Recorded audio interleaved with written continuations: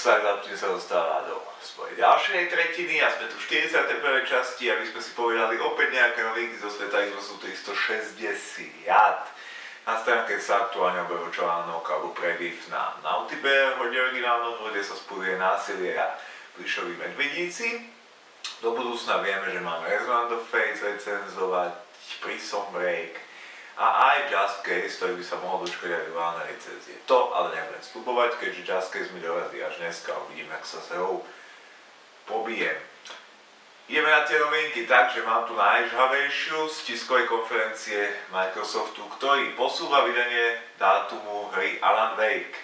Než sa začnete vešať na stropy, tak posúva ho smerom smerom od seba, ale smerom od sebe. To znamená, že z pôvodného dátumu 18.5., čiže 18.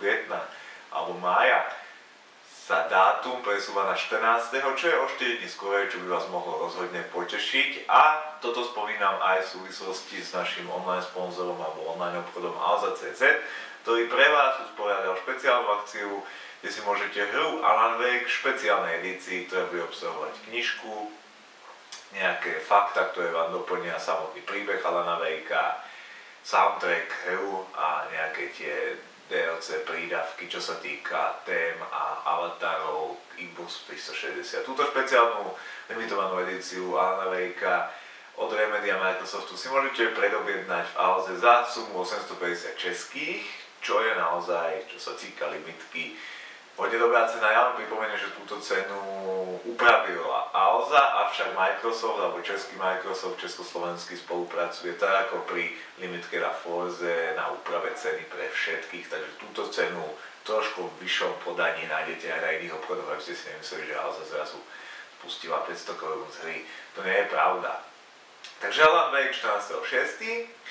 A čo ďalej? Dosť zaujímavá vlna diskusie, neviem, na stránke sa rozšírila potom, ako sa včera Microsoft rozhodol vydať onen update, ktorý pridáva funkciu externého zdieľania cez hardisky obsahu z live a hier.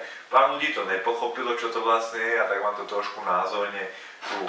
Mám tu HDD napríklad z PlayStation 3, to nie je podstatné. Mám tu aj starú verziu PlayStation 3, ktorá už je dávno po smeti, ale budem to používať ako náučné pomôcky. V čom je teda ten update, ktorý si niekoľko Flame chlapcov zobralo za svoju alma mater a začali hovoriť, že Xbox doteraz nemohol cez externé harddisky zdieľať dáta, ale mohol, pokiaľ máte harddisk externý, nastavíte si ho nakonfigurujete si ho na fatku, tak samozrejme môžete zdieľať dáta aj s Xboxom cez klasický USB port.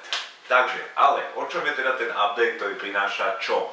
Update nám prináša úplne jednoduchú funkciu, a to znamená funkciu, že mám externú flešku do 16 GB, čo je maximálna povolená, strčím ju do Xboxu tú flešku a teraz čo?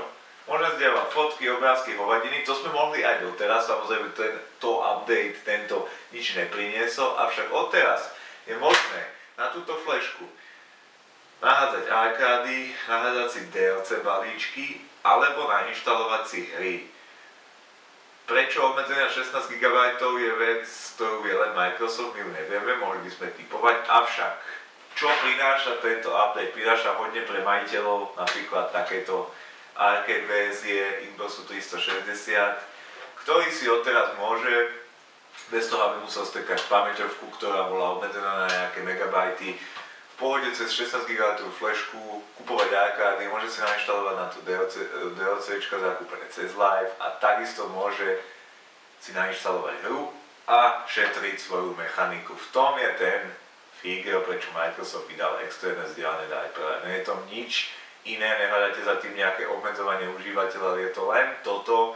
A je to podľa mňa veľká pomoc, keďže klasická PlayStation 3 síce má možnosť, ako vidíte, tento harddisk vymeniť si ho, zoberiete šrubovák, tu čo bude taký pléšový, dáte si tam, neviem teraz presne, pokiaľ to je obmedzené, možno myslím, že to zabere aj terabajt, každopádne tento harddisk môžete vymeniť, avšak PlayStation 3 nepodporuje strčenie externého harddisku alebo flashky do PlayStation 3 a zdieľanie dát zo store, čo je parafráza na live. Čiže nemôžete si kúpiť arkádu, potom si ju dať na na flešku alebo na externý hard disk a zdieľať ju, alebo inštalovať si dokonca hru, čo sa tiež na trojke inštaluje, tiež sa nešetrí síce mechanika, ale skracujú sa loading časy. Takže o tomto je ten update, aby sme si konečne rozumeli. Myslím si, že som vám to trošku polopatisticky vysvetlil a dúfam, že máme jasné, prečo netreba útočiť na Microsoft, keďže Microsoft chcel len užívateľom, ktorí majú arcade verzie, pomôcť s tým, aby mohol live